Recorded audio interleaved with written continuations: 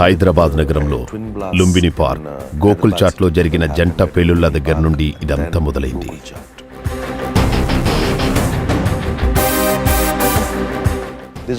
NIA అని పిలువబడే ఈ సంస్థ ఏర్పాటు చేయబడింది. ఇది కేవలం ఇలాంటి తీవ్రవాదులను పట్టుకోవడం కోసమే ఆ సంస్థ పుట్టింది.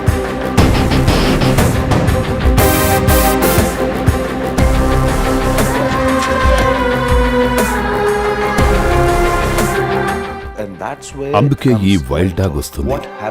ఆ తర్వాత ఏం జరిగింది, అలాగే ఆ గ్రూప్ నాయకుడు వైల్డ్ డాగ్ గా మారాడు అనేది దీని గురించిన కథ.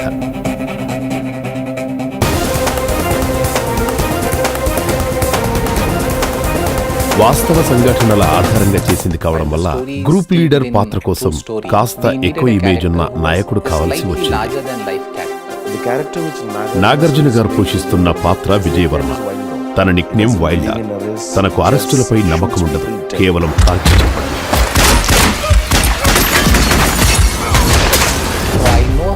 ఇంతకు ముందు కొన్ని రచనల పరంగా కలిసి పనిచేసినప్పుడు నాకు సాల్మన్ తెలుసు. తను చాలా బ్రహ్మాండమైన రీసెర్చ్ చేశాడు. నేను ఎలాంటి ప్రశ్న అడిగినా సరే సమాధానం తన దగ్గరుండే. అతను చాలా పర్ఫెక్ట్. ఏం చేస్తున్నాడో అన్ని అతనికి ఖచ్చితంగా తెలుసు. మనం అన్ని తెలుగు సినిమాల్లో చూసే రెగ్యులర్ యాక్షన్ ఈ సినిమాలో ఉండకూడదనుకున్నాం. ఈ సినిమాలో ఎవరైనా ఫైట్ చేసినప్పుడు అది చంపడానికి చేసే ఫైట్. అవి హెడ్ షాట్ లేదంటే అవతల వాళ్ళని చంపేయడం. అందుకే మేము ఓ హాలీవుడ్ స్టంట్ డైరెక్టర్ను తెచ్చే ప్రయత్నం చేశాం. మేము డేవిడ్ ఇస్మెల్లాను ఫైనల్ చేసుకున్నాం. డేవిడ్ స్టైల్ పూర్తిగా వాస్తవికంగా ఉంటుంది, ఆధునికంగా ఉంటుంది. అదే ఈ సినిమాకు ప్లస్ పాయింట్ అవుతుంది.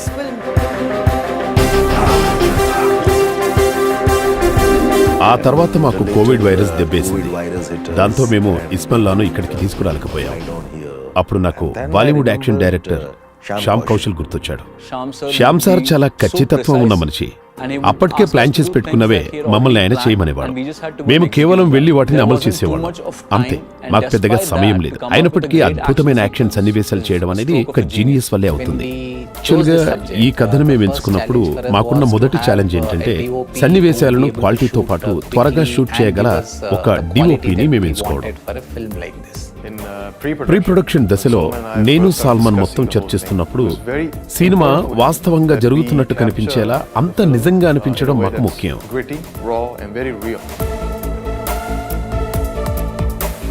అందుకే లైటింగ్ స్టైల్ కూడా చాలా తక్కువగానే ఉంటుంది. చూసే ప్రేక్షకులకు కూడా వాళ్ళు కూడా అందులో ఒక భాగమే అనిపించాలి. షనిల్ చాలా కూల్ గా ఉంటాడు, కానీ వర్క్ లో మాత్రం వైల్డ్ డాగ్. చాలా ప్రశాంతంగా ఉంటాడు. ఎప్పుడైనా సరే అతి కష్టమైనటువంటి రిస్కీ షాట్స్ ను కూడా చేయడానికి సిద్ధంగా ఉంటాడు. ముఖ్యంగా లొకేషన్ సెలెక్ట్ చేసుకోవడంలోనే మాకు ఛాలెంజెస్ ఎదురయ్యాయి. ఎందుకంటే మేము హిమాచల్ ప్రదేశ్ మనాలిలో షూట్ చేసి నేపాల్ నమ్మించాం. రోహతాంగ్ పాస్ లో షూట్ చేస్తున్నప్పుడు అది చాలా ఎత్తైన ప్రదేశం, బలమైన గాలులు వీస్తుండేవి. అక్కడ అతిపెద్ద సమస్య ఏంటంటే కెమెరా సరిగా పనిచేయకపోవడం. అంత ఎత్తులో షూట్ చేస్తున్నప్పుడు పరిగెడుతూ ఉంటే చాలా త్వరగా ఊపిరాడని పరిస్థితి ఎదురయ్యేది. ఎవరికి ఎలాంటి సమస్య రాకుండా అందరికీ బ్లడ్ ప్రెషర్ చెక్ చేయాల్సి వచ్చేది.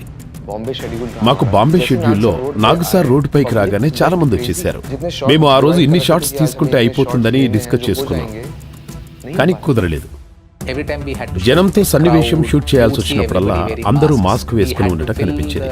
మాస్కులు ధరించి ఉన్న వాళ్ళు కనిపించకుండా ఉండటం కోసం లొకేషన్ మొత్తం మా జూనియర్ ఆర్టిస్టులతో నింపాల్సి వచ్చింది. అదే సన్నివేశం కంటిన్యూటీ సీక్వెన్స్ మేము కోవిడ్ తర్వాత షూట్ చేస్తున్నాం. అంటే 4 నెలల తర్వాత మేము ఖచ్చితంగా అలానే కనిపించాల్సి వచ్చేది. అదే మాకు పెద్ద ఛాలెంజ్. నిజంగా సినిమా చూస్తున్నప్పుడు మేము పడ్డ కష్టాన్ని మర్చిపోయాం. సినిమా చేస్తున్నప్పుడు నేను ఎంత ఎంజాయ్ చేశానో చూస్తున్నప్పుడు మీరు అంతే ఎంజాయ్ చేయాలని కోరుకుంటున్నాను.